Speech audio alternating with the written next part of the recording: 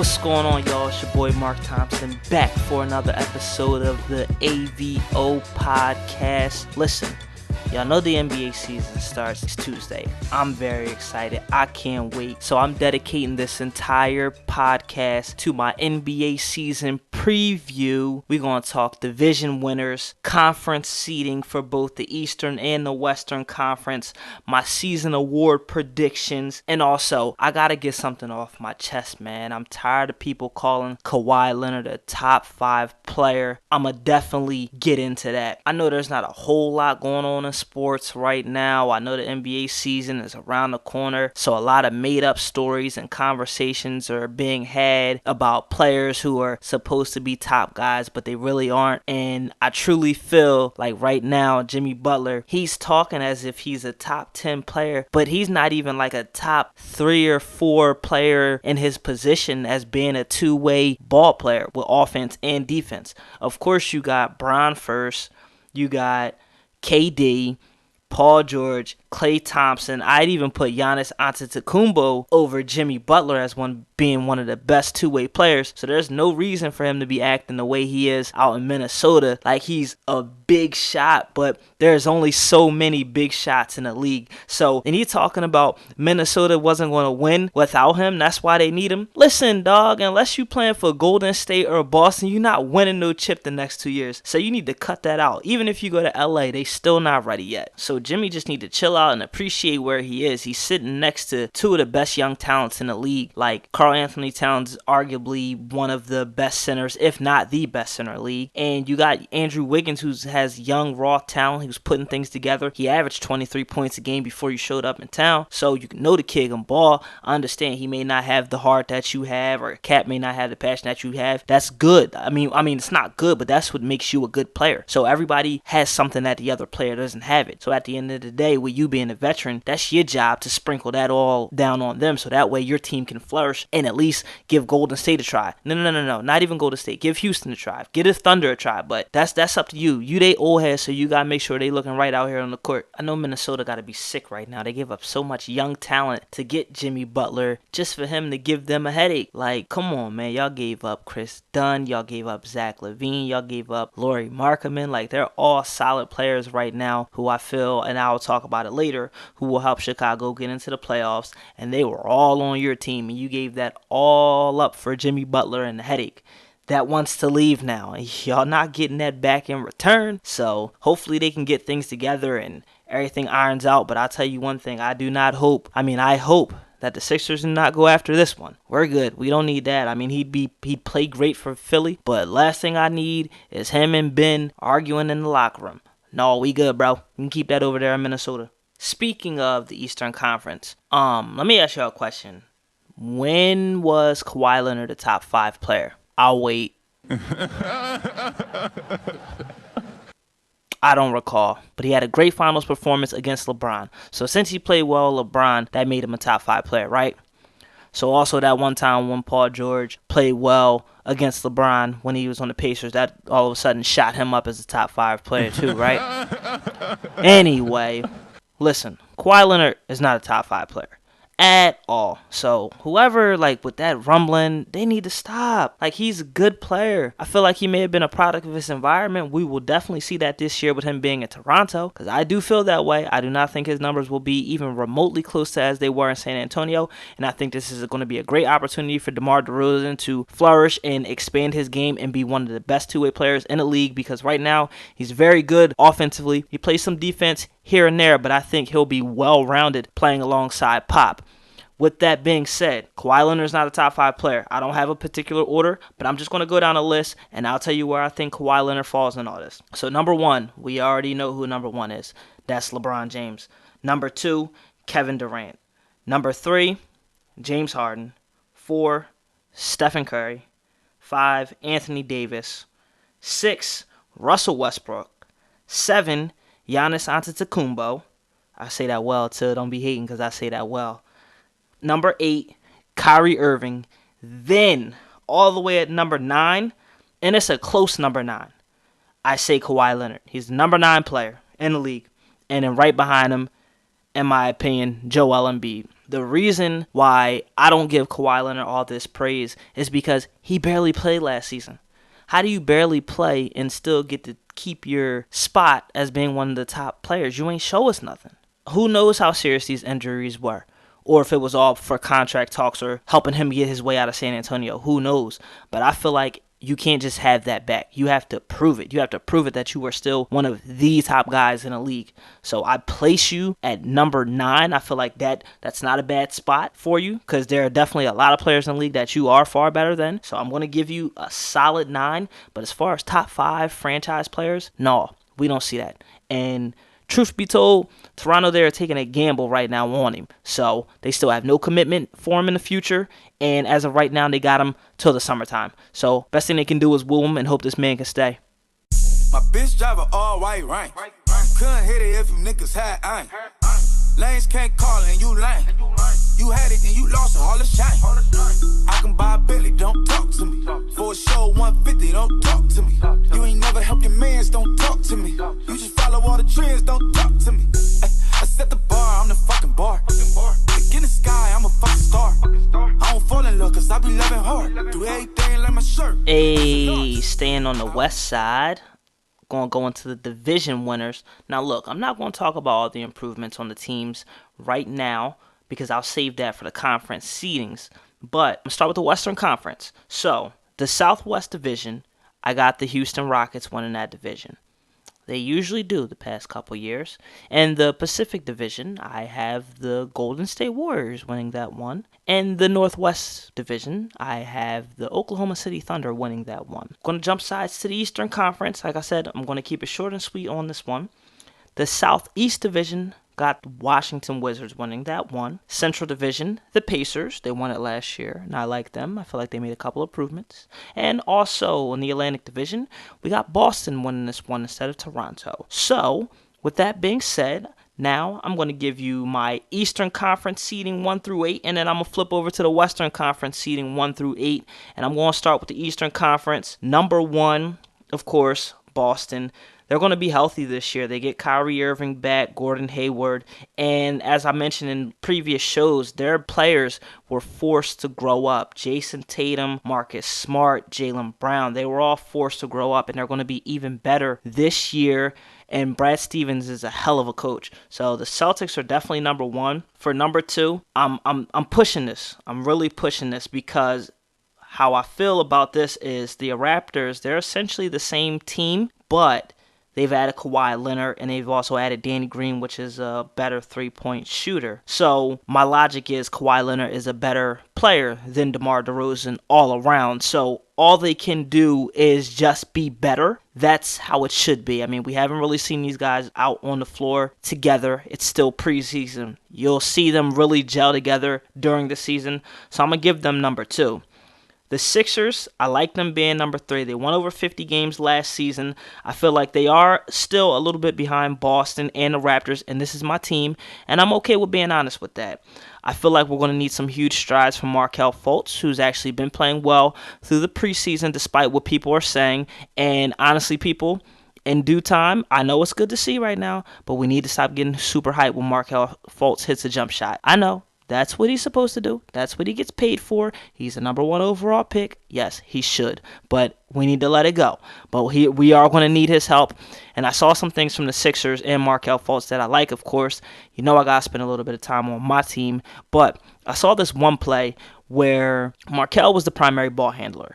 And they had Ben and Joel both setting screens for him. And I'm thinking, wow, like how often do you see your best 3 players working together in a set? It's kind of rare, but I liked it. So what happened was Embiid, he took his screen, but he popped out. But when Ben took his screen, he actually rolled, which left Markelle on Embiid's defender.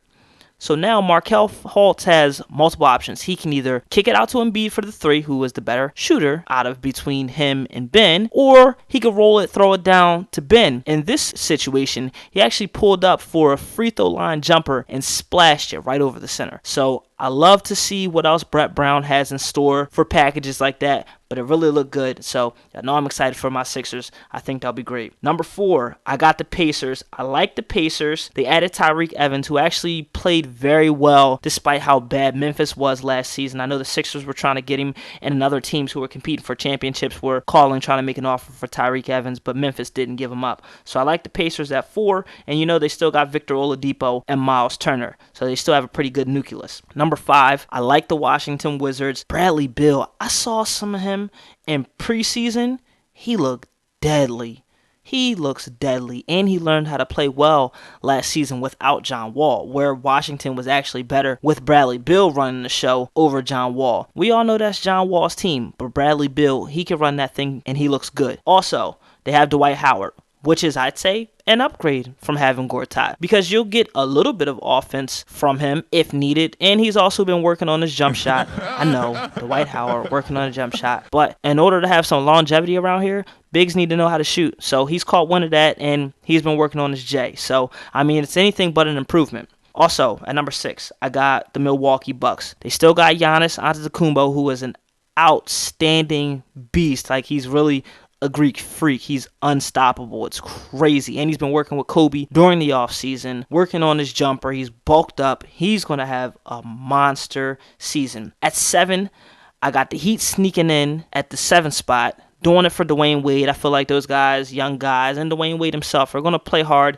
give everything that they have for him in his final hoorah on Sweet 16, and this also being Dwayne Wade's final season.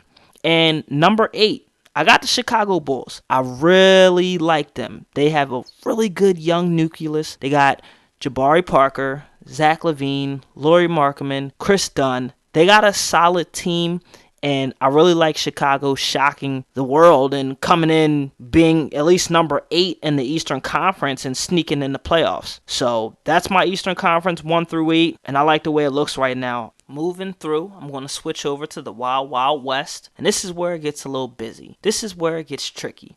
Now, number 1 and number 2, they're so interchangeable, but it's the usual suspects. This year, I'm saying the Warriors will be number 1.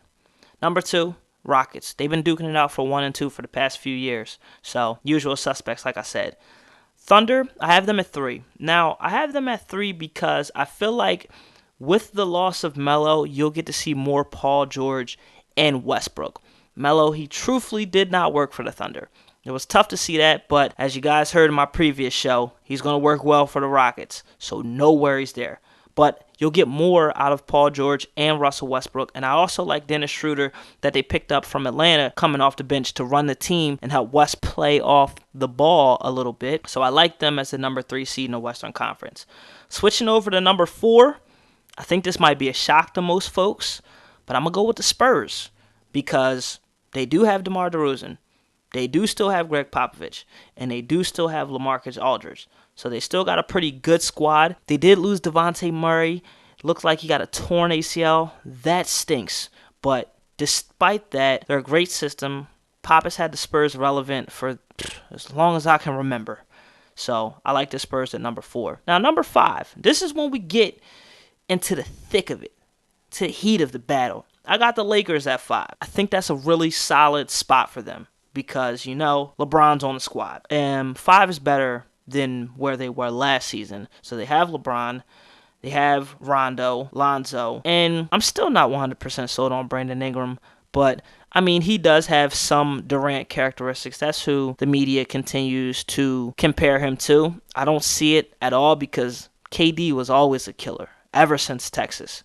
I even remember watching him in McDonald's All-American games, and he was just a killer then. So I don't see that in Brandon Ingram yet, but he has come out saying that he never really felt comfortable playing on the Lakers his first couple years, but he feels much more comfortable now. Maybe LeBron has unlocked his full potential. We shall see, but I like the Lakers at 5. That's a very solid spot for them. Now 6, 7, and 8.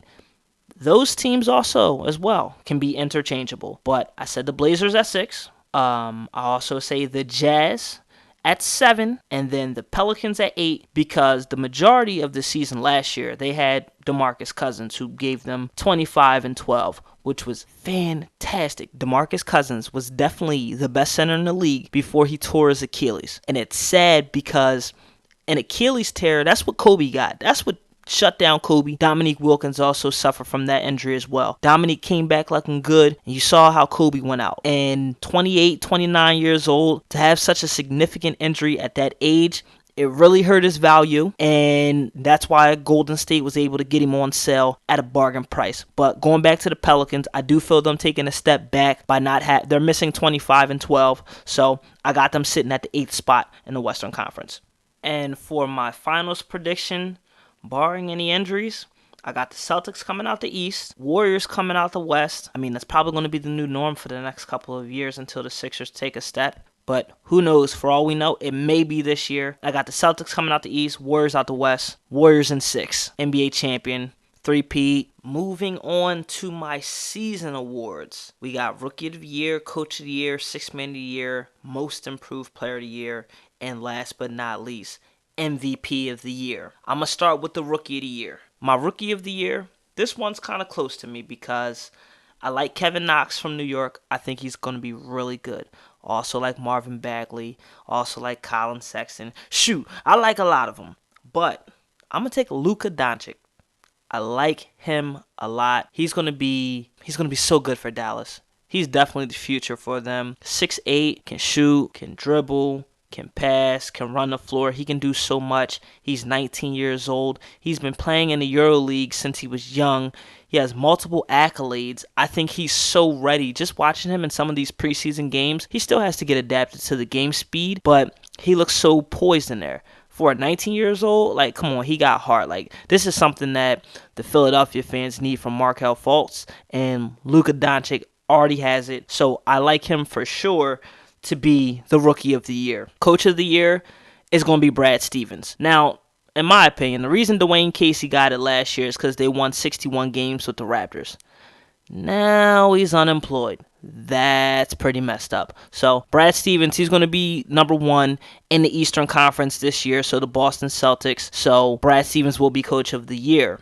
Now, the Rockets, Mike D'Antoni will probably have a better record. Also, the Warriors will probably have a better record, but they're not really throwing awards out west like that anymore. So, I mean, especially Coach of the Year awards, because you kind of expect those coaches to have great seasons because of the players that they have. I'm going to give it to Brad Stevens because they probably should have got it last season, but what are you going to do? You know, missing Kyrie and Gordon Hayward, playing with basically a bunch of young guys, so he should have deserved it last year. Sixth Man of the Year, I like Dennis Schroeder. As I mentioned, he's now a member of the Oklahoma City Thunder. I think he's going to be great off the bench for Oklahoma City. Lets Russ play off the ball, and he can also be the first man in the second unit, kind of keep that team in line. He'll play great with Russ. He'll play great with PG. I like him being Sixth Man of the Year. He will have to get used to his new role coming off the bench, but I think he'll accept it and be very good for that team. My most improved player, it's going to be Jabari Parker.